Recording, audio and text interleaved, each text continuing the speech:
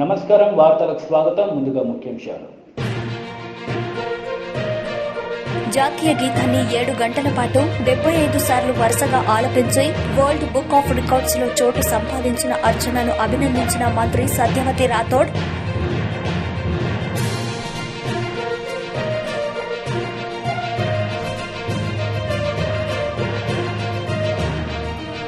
మాజీ మంత్రి కొడాలి నాని మీడియా సమావేశం, చంద్రబాబుపై fire.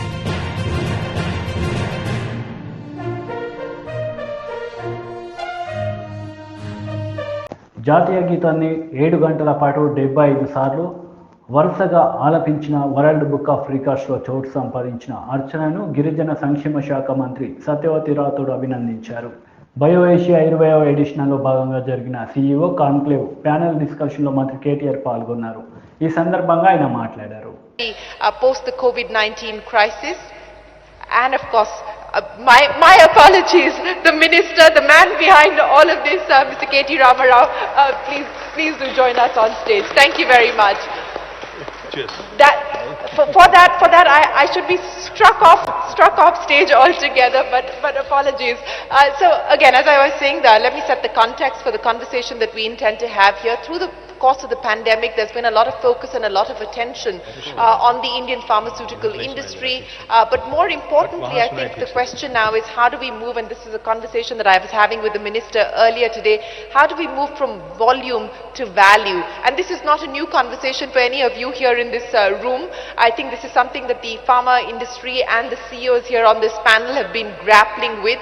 We have seen some changes being made, but there is a long distance to go. So without further ado, let me get the minister to kickstart on that, to carry forward the conversation that we were having this morning on what it will actually take to create an enabling environment for the Indian pharma sector to move from volume to value, and where do you believe we stand in that journey today? Thank you, Shireen. Thank you for this opportunity. No, I was actually made a part of the panel just to listen in, actually.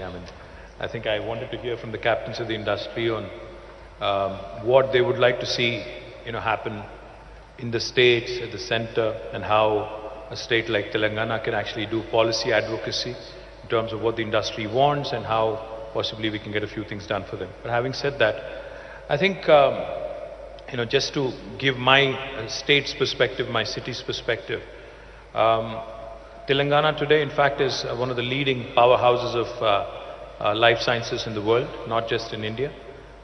As I was mentioning earlier, not only pharmaceuticals, but vaccines, biotech, and then we have medtech, and now health tech. I think all of these areas, Telangana continues to be a very, very dominant player with the who's who of the industry from across the world, making it one of their most important hubs. But like you said, if we have to move from volume to value approach, I think the 3 key things. 1, innovation. I think that is extremely important because as we move forward, we see lots of innovation coming in the form of, as Vas was mentioning this morning, augmented intelligence. Not artificial intelligence, but augmented intelligence. I think that's going to be one of the key things. Secondly, we have to operate on scale if we really have to ensure that we compete with the large manufacturing, countries of the world, destinations of the world. We have to operate and think on scale. And thirdly, most importantly, I think IP protection and regulatory data framework that is required from the government side to make sure that any innovator feels confident that they can do business in India without having to worry about, data security or data being, taken away, or, their patent laws not being infringed upon. So I think these 3 things together, innovation, IP protection, and of course operating on scale, I think these 3 things will really make a huge difference. Yes, I would imagine that they will make a big difference, but let's address each. In India, we used to look for people from IDPL and used to do research work because it was brilliant research. And if you look at that with 2 and maybe few more industries, that was the start. And look what an ecosystem it has come to. And I was listening to the minister, almost 40% of generics are made out of this Telangana. And in terms of vaccine volumes, we are about 30%. That's what 35%. 35% of the vaccine Of volumes global of global Yeah. is being made here. Coming back to your question on capital constraints, see, there are two ways to look at innovation. One is very early. This kind of work is not blue sky, but I would say, let's say in pharma terms, we say call it target discovery. This is done really in academia. Now, where does academia get money? Now, they need to get grants. And those grants, if you look at US system, you get NIH, and there are other government agencies which give grants for the very early stage research. So in India, the grants do come from the Ministry of Biotech, but that grant level has to be increased. The second, so if you have good early stage research in academia or institutions, you will start to get that, because they file patents, it will come to the industry, and industry then picks it up for their early stage research. And I think in India, capability, especially for, if you divide pharma into three areas, small molecules, biotherapeutics, or innovative like CAR T cell, that's very advanced. So small molecule, I think India has full capability. And even for monoclonal antibodies, early stage research, we have full capabilities here. And the only thing which we lack in terms of capital is what Satish mentioned. When you translate it into clinic, that's when big bucks come in. So two ways to build that up. In US, the biotech ecosystem is very powerful. Now that ecosystem of biotech has not come in. The tech part has come in. And I can see them coming in now, because you're starting to see Indian companies sometimes taking their early stage research and going to US and getting it funded. So that funding is starting to happen. Even companies like, I can name many companies from India who have done it. So the way for Indian companies to get into this game is two ways. If I take another minute to explain it to you. One is take it to proof of concept and then partner and license with big pharma. Because big pharma's capability to commercialize the drug is huge. So that way you get an early entry, you get experience, and then when it comes to after success, you can then build on it. So that is the first way to do it. The other way is to sell the product at an early stage. So that you recover some money, go back and do some more research. So the capital problem can only be solved by partnering with big pharma at the initial level. And if I look at some of the companies now are taking it fully also.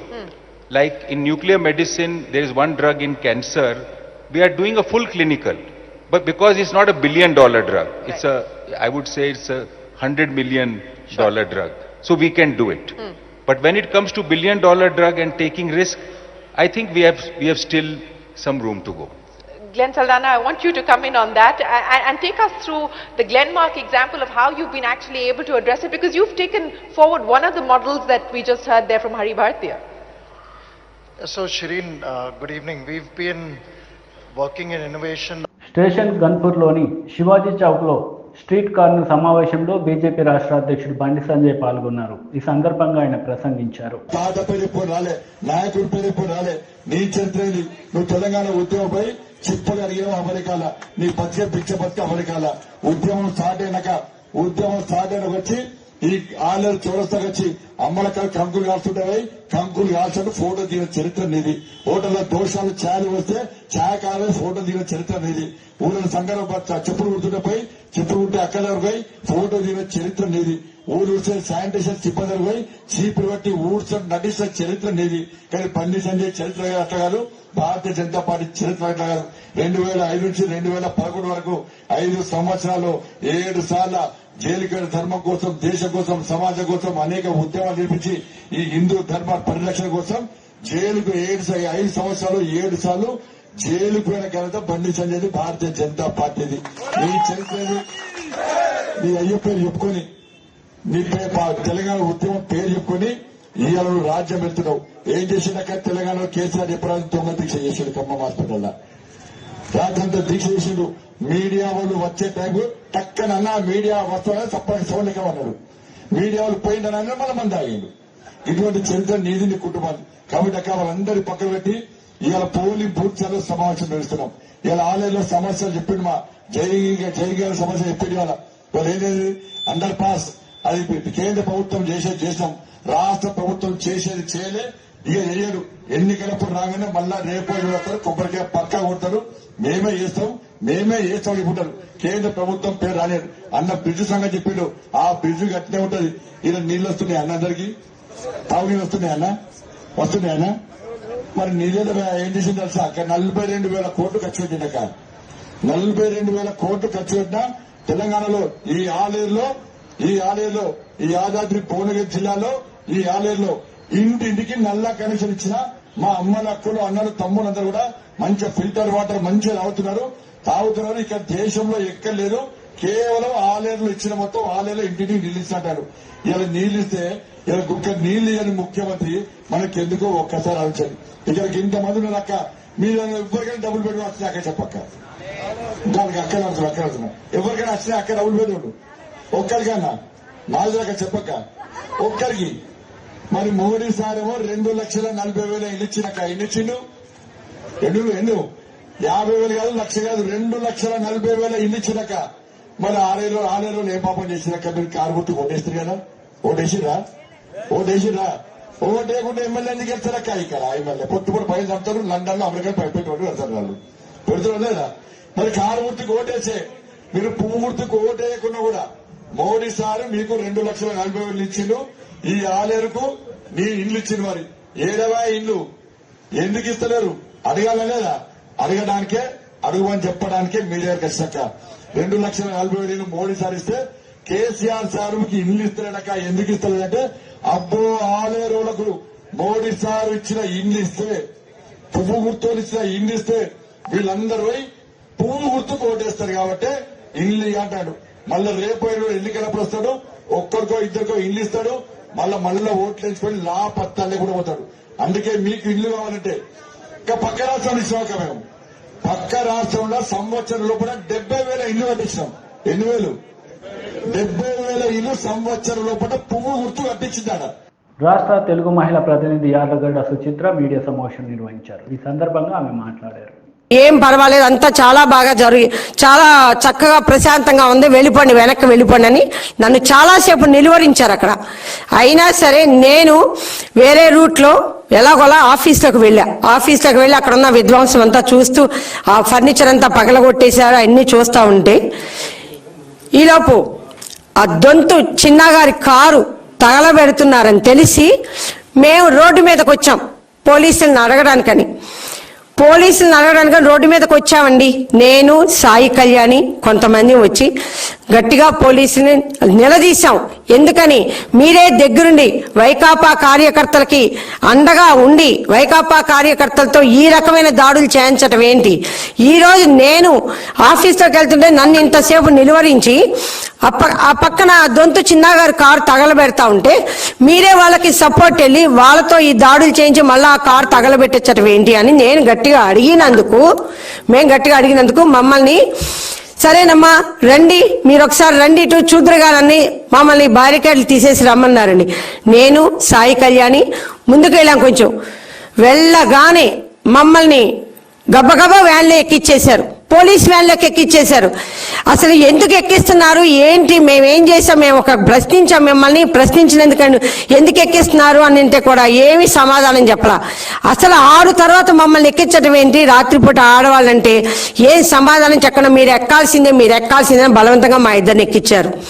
అప్పటి నుంచేనండి రాత్రి సుమారు ఆ టైంలో 7:30 ఆ టైంలో మమ్మల్ని van ఎక్కించి అప్పటి నుంచి తిప్పుతానే ఉన్నారు. మొత్తం ముందు కంకిపాడు అన్నారు, కంకిపాడు దాటిపోయింది. ఉయ్యూరు అన్నారు, ఉయ్యూరు దాటిపోయింది. ఎటు తీసుకెళ్తున్నారో తెలియదు. తర్వాత పామర్ రావచ్చండి అన్నారు, పామర్ తీసుకెళ్లి అయిపోయింది. ఆ తర్వాత బందర్ ఏమో అన్నారు, బందర్లోకి వెళ్ళాం. బందర్లోకి వెళ్ళేసరికి నైట్ 10:30 అయిందండి. ఎక్కడ తీసుకెళ్తా అంటే బందరు దాటిపోయి మంగినపూడి వైపు వెళ్తున్నామని చెప్పి మంగినపూడిలో ఒక చోట వాటర్ బాటిల్స్ ఇచ్చారు. మమ్మల్ని దిగనివ్వలా, దిగటానికి వీల్లేదు, వాటర్ బాటిల్స్ తీసుకోండి అన్నారు. ఆ తర్వాత ఒక మట్టి రోడ్డులో చిమ్మ చీకటి, ఒక స్ట్రీట్ లైట్ లేదు, అలాంటి మట్టి రోడ్లో మమ్మల్ని లోపలికి తీసుకెళ్లి రాత్రి 11:30 కరెక్ట్గా 11:28 అనుకుంటండి వ్యాన్ ఆపారు. ఎక్కడ ఆపారు ఏంటి అంటే దిగండి అన్నారు. ఎందుకు దిగాలి, మీరు ఎక్కడ ఆపారు చెప్పండి అంటే ఇది మంగినపూడి పోలీసు ట్రైనింగ్ క్యాంప్ అండి, ఈ క్యాంపులో ఆపాము, దిగండి అన్నారు. మేము దిగితే అక్కడ ఒక 4 గదులు ఉన్నాయండి, ఒక 3 ట్యూబ్ లైట్లు ఉన్నాయి. ఒక పక్కన మొత్తం సముద్రం, ఒక పక్కన మొత్తం ఇసుక తుప్పలో చిమ్మ చీకటి. ఈ మధ్య చంద్రబాబు నాయుడు బాలకృష్ణలా ప్రవర్తిస్తున్నారని ఆరోపించారు మాజీ మంత్రి కొడాలి నాని. ఈ సందర్భంగా మీడియాతో ఆయన మాట్లాడారు.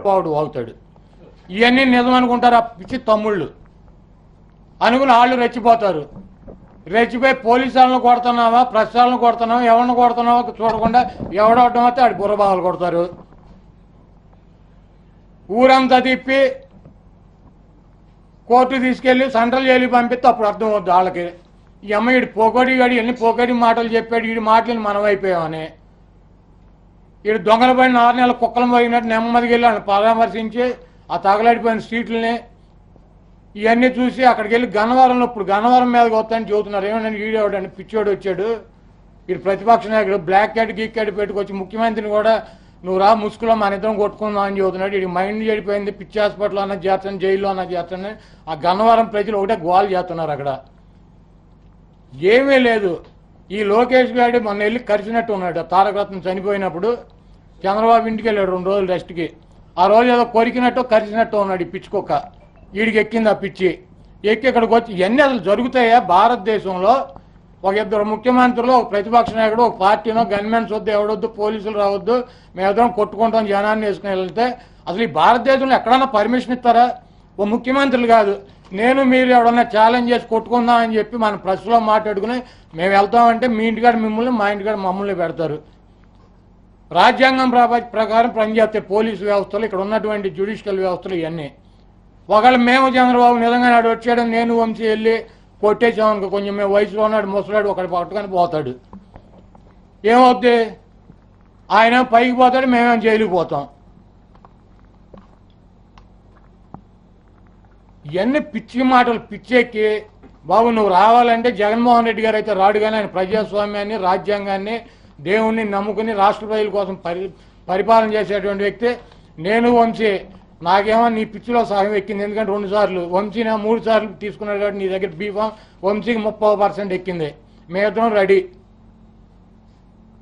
నువ్వు బ్లాక్ క్యాట్ని పంపించే ముందు ఎప్పుడు రాజీనామా చేద్దాం చెప్పు. నేను వంశీ రాజీనామా చేసేస్తాం శాసనసభకి, నువ్వు కూడా చేసే, ప్రతిపక్ష నాయకుడు కూడా రాజీనామా చేసే. నీ బ్లాక్ క్యాట్ వెనక పంపించే, మా సెక్యూరిటీ వెనక పంపించేస్తాం. డైరెక్ట్గా ఫోన్లోనే మాట్లాడుకుందాం, ఎక్కడ నల్లమల్ల ఫారెస్ట్లో కొట్టుకుందామా, లేకపోతే 20 కిలోమీటర్ల సముద్రంలో ఇంటర్నేషనల్ మన దేశానికి సంబంధం లేని మొత్తం ప్రపంచం అంతా ఐక్యరాజ్య సమితి కాపలా కాస్తుంది, అక్కడికి వెళ్ళి కొట్టుకుందామా, లేకపోతే ఛత్తీస్గఢ్ అడవుల్లో కానీ ఒరిస్సా అడవుల్లో కానీ కొట్టుకుందామా ఎవరు లేకుండా. పిచ్చెక్కి పిచ్చి మాటలు కాకపోతే అసలైనా జరుగుతాయా? నీతో పాటు తెచ్చుకో, ఆ ముసలి రౌడీలు ఇంక ఉన్నారు కదా నీకు, ఏబిఎన్ రాధాకృష్ణ, ఈనాడు రామోజీరావు, బీఆర్ నాయుడు, వాళ్ళని కూడా పట్టరు. దరిద్రం వదిలిపోద్ది. పోతే పైకి పోవటమా, లేకపోతే జైలుకి పోవటమా. ఒక బ్యాచ్ జైలుకి పోతే ఒక బ్యాచ్ పైకి పోద్ది. ఈ రాష్ట్రానికి పట్టిన శని దరిద్రం మొత్తం విరగడైపోద్ది. లోకేష్ కూడా పట్టరా. ఈ రాష్ట్ర ప్రజలు ప్రశాంతంగా హాయిగా జీవిస్తారు. ఇటువంటి పిచ్చి మాటలు మాట్లాడేటువంటి చంద్రబాబుని ముఖ్యమంత్రి గారికి నేను పదే చెబుతున్నాను. రేపు 2024 ఎన్నికలు అయ్యేలోపు నారా చంద్రబాబు నాయుడు మానసిక వైకల్య కేంద్రం అన్నది కట్టాలి అమరావతిలో. దానికి పసుపు రంగు వేయాలి. దాంట్లో మంచి రూములు ఒక 6-7 రూములు పెట్టాలి. ఈ చంద్రబాబుతో పాటు ఉన్నటువంటి 420 వాళ్ళనే, నేను చెప్పినటువంటి 5-6గురిని మంచి సూట్ రూముల్లో జాయిన్ చేసి నా కొడుకులకు కనుక ట్రీట్మెంట్ ఇవ్వకపోతే 2024 ఓటమి తర్వాత ఇంకా జనం మీద పడి జనాన్ని కొడతారు. మీరు ఎందుకు ఓటేశారా, మీరు రండి కొట్టుకుందాం అని చెప్పి తిరుగుతారు. కాదు అంటే రాజ్యాంగ ముసుగులో ఇట్లా ప్రవర్తించేటువంటి పిచ్చోళ్ళని ఏం చేయాలన్నదే ప్రజలు నిర్ణయిస్తారు. 2024లో మీ పిచ్చి మాటలకి పిచ్చి వాగుడికి నువ్వు పట్టాభిని పంపించి అక్కడ రెచ్చగొట్టి వంశీని మధ్యలో నీ పార్టీ కార్యకర్తకు ఎవరికైనా దెబ్బ తగిలిందని చిన్న గీత పడిందా?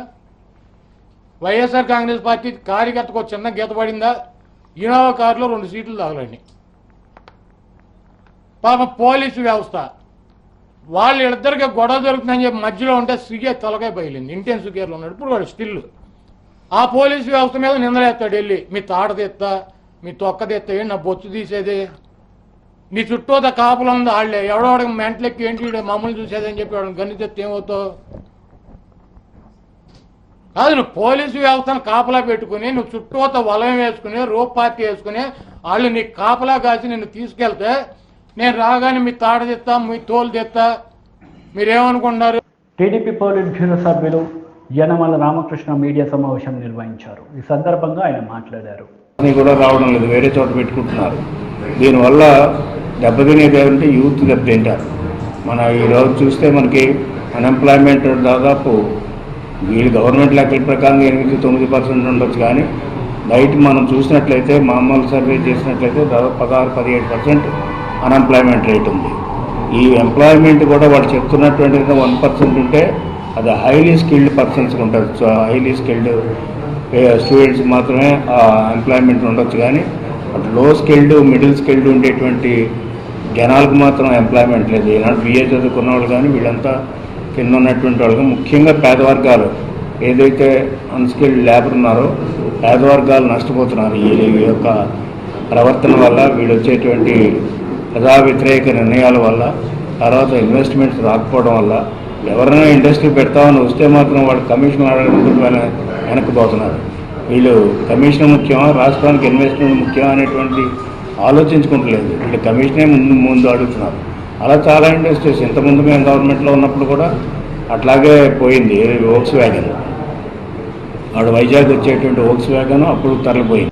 వైఎస్ఆర్సీపీ ప్రధాన కార్యదర్శి సజ్జల రామకృష్ణారెడ్డి మీడియా సమావేశం నిర్వహించారు. ఈ సందర్భంగా ఆయన మాట్లాడారు. సిట్ దానికి వెళ్ళారు, గతంలో సిబిఐ దానికి వెళ్ళారు, వాటిలో ఎక్కడా చెప్పలేదు. నిన్న ఆమె ఖండించింది, నేను చెప్పలేదని. ఏదావాత మనకు కనపడుతున్నది ఏంటంటే సిబిఐ టేకప్ చేసిన దగ్గర నుంచి చంద్రబాబు నాయుడు గవర్నమెంట్ ఉన్నప్పుడు 3 నెలలు 4 నెలలు ఇప్పుడు మేము వచ్చేంత వరకు ఉన్న సిట్ రిపోర్టు కానీ, మా తర్వాత మేము వచ్చిన తర్వాత జగన్మోహన్ రెడ్డి గారి ప్రభుత్వం చేసిన సిట్ రిపోర్టు కానీ, వాటి నుంచి జనరల్గా లీడ్ తీసుకొని మొదలు పెట్టాలి. అలాంటిది మాట ఏంటంటే కట్టగట్టి పక్కన పడేసి వీళ్ళు సొంతంగా డిఫరెంట్ లైన్లో, అంటే డిఫరెంట్ అవకాశాలు ఉన్నప్పటికీ ఏమేమి అవకాశాలు ఉన్నాయి చూడకుండా, ఉదాహరణకు మేము చెప్పింది ఆ రోజు చెప్పింది, ఈ రోజు మాకు అనుమానం it was a political decision to demoralise our cadre, to demoralise Jaganmohan Reddy garu. ఎలక్షన్లకు ముందు ఒక సాఫ్ట్ స్పాట్ వివేకానంద రెడ్డి గారు, అజాత శత్రువు, ఆయన ఎవరికి ఇది కాని వాళ్ళు అంత క్రూరంగా ఇచ్చేశారు. అప్పట్లో మన టీడీపీ దీనికి సంబంధించిన ఆదినారాయణ రెడ్డి కానీ వాళ్లకు నాలెడ్జ్ ఉంటుంది, బీటెక్ రవి లాంటి వాళ్ళని మేము అన్నాం.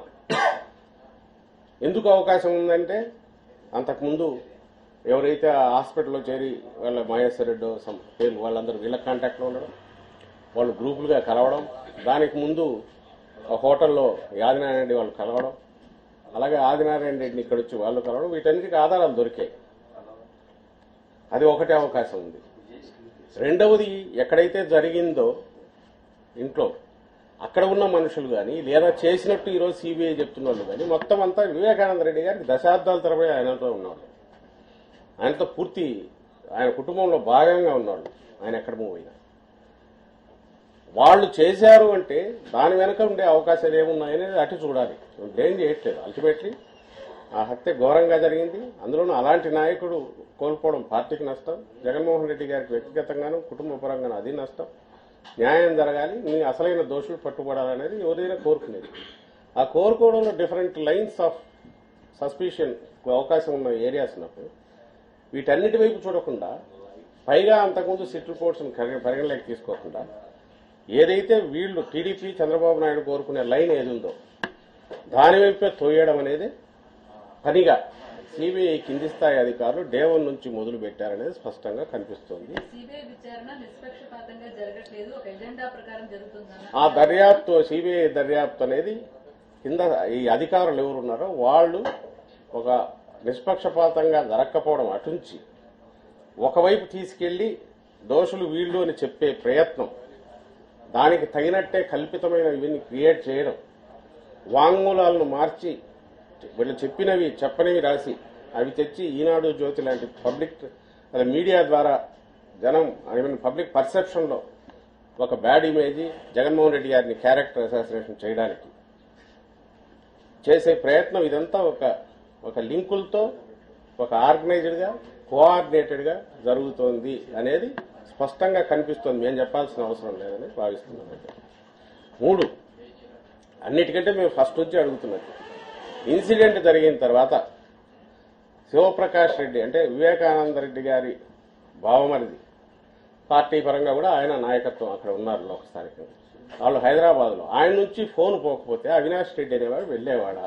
Avinash Reddy on the way to Muddanur వెళ్తున్నవాడు, ఎలక్షన్ దీనికి వెళ్తున్నవాడు. ఈ ఫోన్ రాగానే అక్కడికి వెళ్ళేవాడు.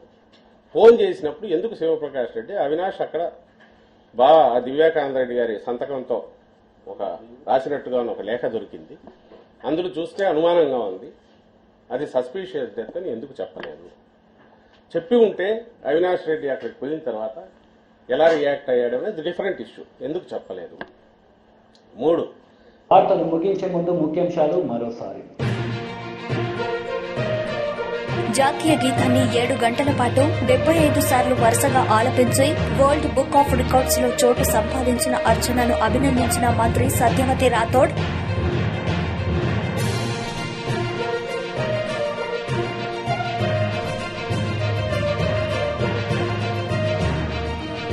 మాజీ మంత్రి కొడాలి నాని మీడియా సమావేశం, చంద్రబాబుపై ఫైర్.